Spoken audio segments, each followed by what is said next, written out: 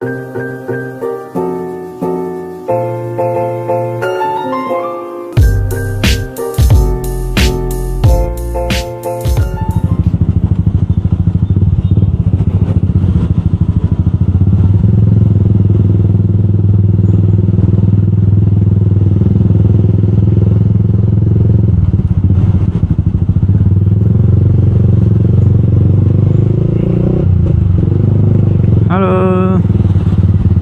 selamat sore ya. Ini mau malam nih ya guys. Kembali ke channel di Daily Ride. Ya, kali ini kita mau bahas tentang regulasi knalpot racing ya. Kalau di luar negeri itu memang udah ada ketentuannya juga gitu. Maksudnya itu di kita juga ada ketentuannya. Tapi untuk pertama mungkin kita bahas dulu tentang kelebihan dan kekurangan ya dari knalpot racing gitu ya. Nah, dari sisi kekurangannya dulu kita bilang. Kalau knalpot racing kekurangan itu yang pertama berisik ya, udah pasti berisik dan mengganggu orang gitu. Contoh kayak knalpot aku nih kan. Nah, gitu kan. Nah, itu berisik gitu. Apalagi kalau misalnya kita lagi kesel gitu kan, terus kita lewat di depan orang, kita geber gitu kan, pasti orang pasti emosi, pasti gitu. Nah, itu pasti berisik, itu mengganggu gitu. Terus yang kedua, mungkin nggak semua knalpot ya gitu ya, nggak semua knalpot. Ada juga knalpot yang membuat motornya itu jadi lebih boros gitu. Mungkin menurut aku ya, ini powernya mungkin lebih keluar gitu kalau misalnya menggunakan knalpot racing gitu. Karena dia kan kebuka langsung pipanya gitu kan, jadi nggak ada penahannya. Atau kalau di motor 250 ke atas itu biasanya dia ada katalisnya gitu, maksudnya penahan suaranya itu untuk katalis gitu. Biasanya dia lebih boros gitu. Itu nggak semua motor sih, untuk di motor aku nggak ngaruh apa-apa sebenarnya. Kalau di bensin masih sama aja gitu. Itu kekurangannya. Terus kenapa racing itu kan dia lubangnya itu besar gitu ya. Otomatis kalau misalnya motor kena banjir itu pasti masuk airnya. Nah, itu juga termasuk kekurangan juga ya bagi kondisi di kita gini yang sering banjir gitu ya. Nah, itu dari kekurangan. Terus selanjutnya itu dari kelebihan. Kelebihan itu dari sisi keselamatan ya, memang banyak yang nggak tahu gitu.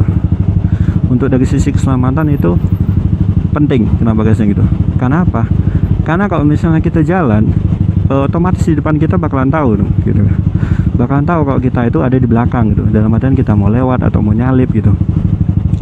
Kebayang nggak kalian kalau misalnya lagi jalan gitu, terus tiba-tiba nih ada Matic gitu kan, nyalip. Matic kan kecil suaranya gitu kan, nggak kayak motor bebek kan gitu kan, masih ada suaranya lah dikit gitu. Kalau Matic kan suaranya kecil, nggak gerak sama sekali gitu. Set ya. Kalau misalnya kita nggak tahu nih, nggak lihat ke spion ya gitu. Kayak di video sebelumnya yang ku bilang kalau kebanyakan orang nggak pakai spion atau nggak spionnya dilipat.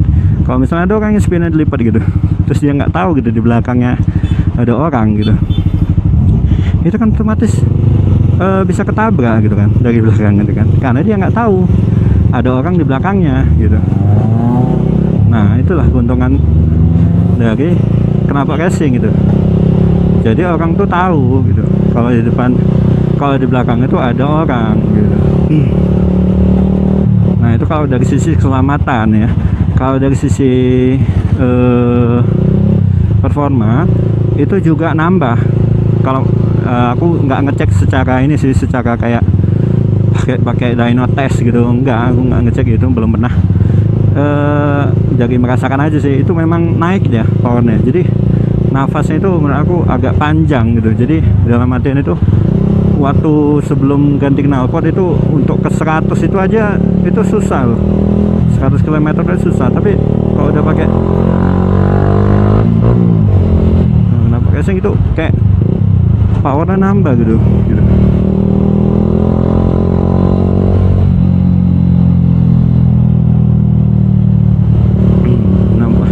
Powernya nambah gitu. Kalau menurut aku ya gitu ya. Nah, tapi untuk kelebihannya menurut aku itu aja dulu ya gitu. Saya kan kita lebih ngebahas tentang regulasinya gitu. untuk diaturkannya memang udah ada gitu untuk yang mengatur tentang desibelnya di 150 cc berapa, 250 cc ke atas itu berapa gitu. Aku lupa tepatnya berapa, kalau nggak salah yang 150 cc itu 80 desibel gitu. Gitu. Memang dari sisi aturan memang kita salah sih, misalnya yang menggunakan knalpot racing udah melanggar peraturan, soalnya apalagi knalpot gue ini kan gitu kan. Itu udah melanggar peraturan sebenarnya gitu. Tapi ya udahlah, nggak apa-apa demi keselamatan ya kan. Aku sih, aku gitu aja gitu. Ya udah, mungkin di video kali ini cukup itu aja, berhubung udah malam juga, takutnya nggak nampak nih kameraku. Maklum lah, bukan go. Jadi ya seadanya aja lah gitu kameranya.